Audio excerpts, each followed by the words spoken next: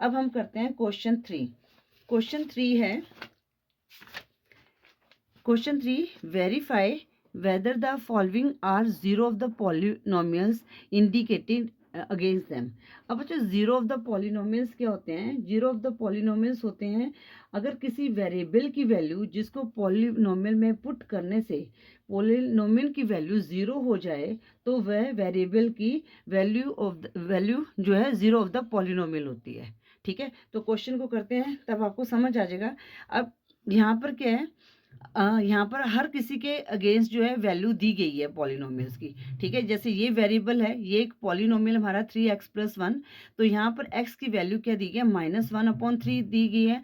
अगर इसको सॉल्व करने से हमारे पास जीरो आता है तो वो क्या होगी? वेरिएबल वो क्या हो गया? वो हो जाएगा जीरो ऑफ द पॉलिनोमियल होगी। जो वैल्यू है वेरिएबल की, जो वैल्यू है ना, जो ये वैल्यू है, ये क्या हो जाएगी? जीरो ऑफ द पॉलिनोमियल हो जाएगी।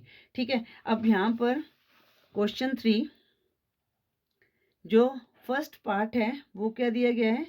P X equal to 3x+1, X की वैल्यू क्या दी गई है? -1/3 दी गई है। ठीक है, तो अब इसको हमें सॉल्व करना है, तो हमने क्या करना है, जहाँ x है वहाँ पर -1/3 पुट कर देना है। ठीक है, तो यहाँ पर हमने लिखा है, यहाँ पर p -1/3, अब 3 x की वैल्यू यहाँ पर क्या? -1/3 और यहाँ पर +1, 3 से 3 कट गया तो यहाँ पर क्या है? -1 +1। अब बच्चों इसको हम काटेंगे तो हमारे पास क्या आ जाएगा? जीरो आ जाएगा। तो जो -1/3 है ये क्या है? जीरो ऑफ वेरिएबल के। ठीक है ना, तो यहाँ पर लिखे -1/3 is zero of P X. ठीक है, तो ये हमेशा जो वैल्यू होती है वो हमने वेरिएबल की जो वो है जीरो होती है। ठीक है, तो अब आपको समझ आ गया होगा जीरो ऑफ द पॉलिनोमियल्स क्या होता है कि वेरिएबल की ऐसी वैल्यू जिसको पॉलिनोमियल में पुट करने से पॉलिनोमियल की वैल्यू जीरो हो जाए तो वेरिएबल की वो वैल्यू क्या कहलाती है? जीरो ऑफ द पॉलिनोमियल कहलाती है। आई होप ये आपको क्लियर हो गया होगा। अगर आपको क्लियर नहीं है तो बच्चों मैं ऊपर ना इंट्रोडक्शन की वीडियो दी गई है चैप्टर 2 की, जिसमें पूरे एग्जाम्पल के साथ सॉल्व किया गया है, तो उसका लिंक ऊपर डिस्क्रिप्शन में दे दूंगी और ऊपर आई बटन में दे दूंगी, नीचे डिस्क्रिप्शन में भी दे दूंगी, तो वीडियो जरूर देखें, उससे आपको क्लियर हो जाएगा। अब हमारे पास क्या है? पार्ट टू दिया गया है px 5x-π। अब बच्चों यहाँ पर क्या है? वेरिएबल की वैल्यू क्या दी गई है? x की 4/5 दी गई है। मतलब कि हमने x की जगह क्या लिखना है? 4/5 लिखना है। तो यहाँ पर 5 × 4/5 -π। अब यहाँ पर इसको हमने काट दिया तो हमारे पास कितना आ जाएगा? 4 1 ज़ा 4, 4 - π आ गए। ठीक है बच्चों, अब बच्चों जो 4 - π है is not equal to zero, मतलब कि इनको जीरो नहीं आया, तो यहाँ पर लिखेंगे सो 4/5 is not zeros of polynomial. ठीक है, अब पार्ट 3 करेंगे हम। पार्ट 3 है, पार्ट 3 दिया गया है P X equal to x² -1, ये हमारा पॉलिनोमियल है। तो इसमें दो दिए गए हैं, एक हमें दिया गया x की वैल्यू 1 और दूसरी दिया गया -1, तो हमने इन दोनों को पुट करना है। ठीक है, तो यहाँ पर हम लिख लेते हैं व्हेन x की वैल्यू 1। ठीक है, तो यहाँ पर p x की 1, अब 1 का स्क्वायर -1। ठीक है, तो 1 का स्क्वायर क्या होगा? 1 -1, तो यहाँ पर क्या आ गया? 0 आ गया। ठीक है, अब यहाँ पर हमारे पास क्या है? दूसरी वैल्यू क्या है? व्हेन x इक्वल टू -1, तो हमारे पास पॉलिनोमियल क्या है? p -1। अब बच्चों यहाँ पर -1 का स्क्वायर -1। अब बच्चों जब -1 को हम 2 टाइम्स मल्टीप्लाई करेंगे ना, -1 × -1, तो यहाँ पर जो माइनस माइनस है प्लस हो जाता है। ठीक है, तो ये आपने पिछले क्लासेस में पढ़ा भी होगा, जब माइनस माइनस को मल्टीप्लाई करते हैं तो वो पॉजिटिव हो जाता है। तो यहाँ पर 1 आ गया, तो यहाँ पर -1, तो -1 में से 1 को माइनस किया, क्या आ गया? 0 आ गया।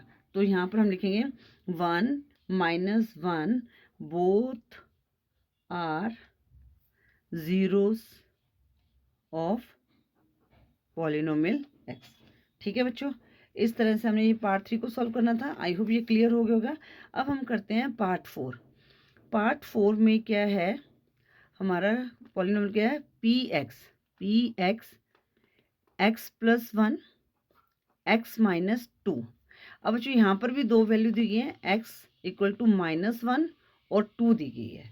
ठीक है, अब हम यहाँ पर लिखते हैं व्हेन एक्स इक्वल टू -1। अब हमने क्या करना है, वेरिएबल में जो है एक्स है उसमें -1 पुट कर देना है, p -1 इक्वल टू, अब यहाँ पर x प्लस 1 है, x की वैल्यू क्या है यहाँ पर -1 प्लस 1 ब्रैकेट क्लोज, अब यहाँ पर -2। ठीक है, अब बच्चों यहाँ पर सॉल्व करेंगे तो -1 प्लस 1 क्या हो जाएगा, 0 हो जाएगा। अब इनके बीच में कोई साइन नहीं है तो इसका मतलब मल्टीप्लाई, अब यहाँ पर -1 और ये -2 है। ठीक है ना, क्योंकि x की वैल्यू -1 और -2, तो माइनस माइनस क्या हो गया, प्लस हो जाएगा।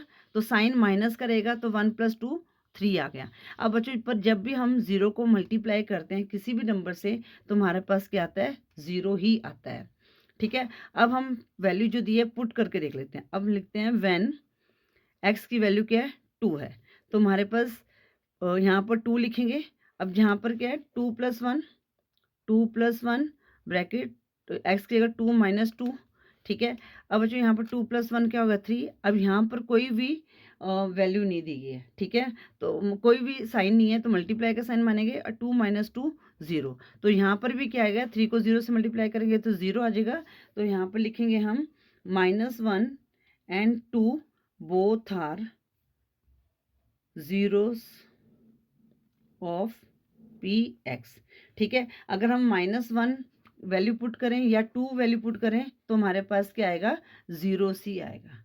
ठीक है, आई होप ये भी आपको क्लियर हो गया होगा। अब हम करते हैं पार्ट 5। अब बच्चों पार्ट 5 है P X equal to X square. अब यहाँ पर हमारे पास वेरिएबल की वैल्यू की दी गई है, जो एक्स है उसकी वैल्यू की दी गई है, 0 दी गई है। तो यहाँ पर हम लिखेंगे पी 0 और 0 का स्क्वायर क्या होगा, 0 होगा। तो इसका आंसर अगर 0 आया तो हम यहाँ पर लिखेंगे 0 इज तो यहाँ पर is the zeros of polynomial x. ठीक है, अब हम करते हैं पार्ट 6। पार्ट 6 में क्या दिया गया है, पी एक्स इक्वल टू, यहाँ पर बच्चों क्या है, एल एक्स है, एल एक्स प्लस एम। और यहाँ पर जो हमारा वेरिएबल एक्स है उसकी वैल्यू क्या दी है, -m/l दी गई है। ठीक है, अगर आप बुक ओपन किया तो बुक में देख लीजिए। तो अब यहाँ पर हमारे पास जो x की वैल्यू की दी गई है -m/l दी गई है, मतलब कि जहाँ पर x है वहाँ पर हमने क्या लिखना है, -m/l। ठीक है, तो l x कितनी है यहाँ पर, -m/l। l x का मतलब होता है l × x, और l × वैल्यू x की है -m/l। ठीक है, उसके बाद क्या दिया गया है, ये क्या है, प्लस है, प्लस m दिया गया। अब l से l कट गया, अब हमारे पास क्या रहेगा, -m + m। जब हम इसको काटेंगे तो हमारे पास क्या आ जाएगी, 0 आ जाएगी। तो -m/l क्या है, 0 ऑफ p/x। ठीक है बच्चों, तो यहाँ पे लिखेंगे, यहाँ पर आगे आंसर लिख सकते हैं। तो आंसर हमारे पास क्या आएगा, -m/l is the 0 of polynomial. ठीक है ना, इजी। ठीक है, अब हम करते हैं पार्ट 7।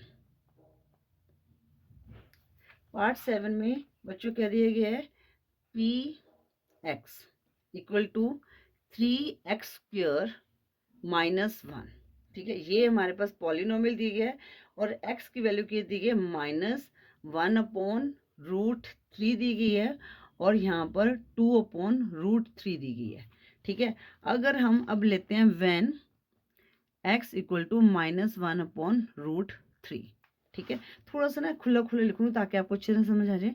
अब बच्चों हम x की जगह यहाँ पर क्या लिखेंगे, p -1/√3। अब 3 यहाँ पर क्या आ जाएगा, x² की जगह -1/√3 का स्क्वायर -1। ठीक है, अब इसको सॉल्व करेंगे बच्चों, पहले हम ब्रैकेट को सॉल्व करेंगे। अब मल्टीप्लाई का साइन आएगा क्योंकि बीच में क्या है, 3 × x²। इसका मतलब क्या होता है, 3x² का मतलब इसके बीच में मल्टीप्लाई का साइन है, तो मल्टीप्लाई का साइन लगा दिया। अब हम -1 का स्क्वायर निकालेंगे तो हमारे पास क्या आ जाएगा, 1 आ जाएगा। और √3 को हम √3 से मल्टीप्लाई करते हैं तो बच्चों हमेशा हमारे पास 3 आता है, ठीक है। तो यहाँ पर 1/3 आ गया। अब ये 3 यहाँ से कट गया, -1। अब बच्चों हमारे पास क्या आ गया, ये +1 आ गया, -1 तो क्या आ गया, 0 आ गया। तो जो -1/√3 क्या आ गया, 0 ऑफ द पॉलिनोमियल, ठीक है। अब हम लेते हैं व्हेन x इक्वल टू 2/√3, ठीक है। तो अब यहाँ पर हमने क्या करना है, p 2/√3 इक्वल टू यहाँ पर 3 मल्टीप्लाई 2/√3 का स्क्वायर -1, ठीक है बच्चों। तो इसको सॉल्व किया, 3 अब यहाँ पर मल्टीप्लाई रहने देते हैं। अब 2 को 2 टाइम्स मल्टीप्लाई करेंगे 4 आएगा, और 3 को हम 3 टाइम्स √3 को हम √3 से मल्टीप्लाई करेंगे तो क्या आएगा, 3 आएगा, और यहाँ पर -1। तो 3 से 3 कट गया, 4 - 3 1 क्या आया, 3 आया।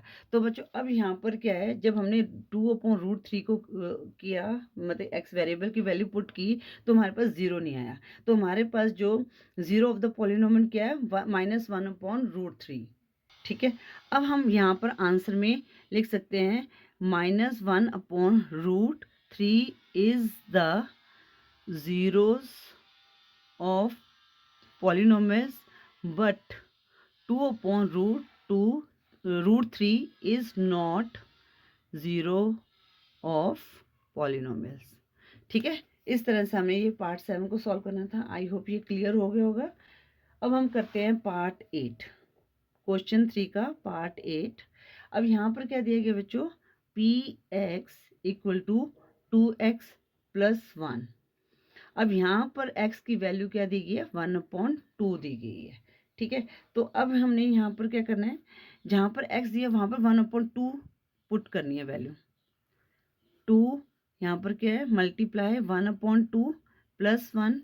अब यहाँ पर 2 से 2 कट गया तो हमारे पास क्या आ गया, 1 + 1 आ गया। तो यहाँ पर जो वैल्यू क्या आई है, 2 आई है। तो ये जो है जो 1/2 है, ये क्या है, ये 0 नहीं है पॉलिनोमियल का, ठीक है। तो आंसर में लिखेंगे 2 is not the 0 of polynomial, ठीक है। आई होप क्वेश्चन 3 भी आपको क्लियर हो गया होगा।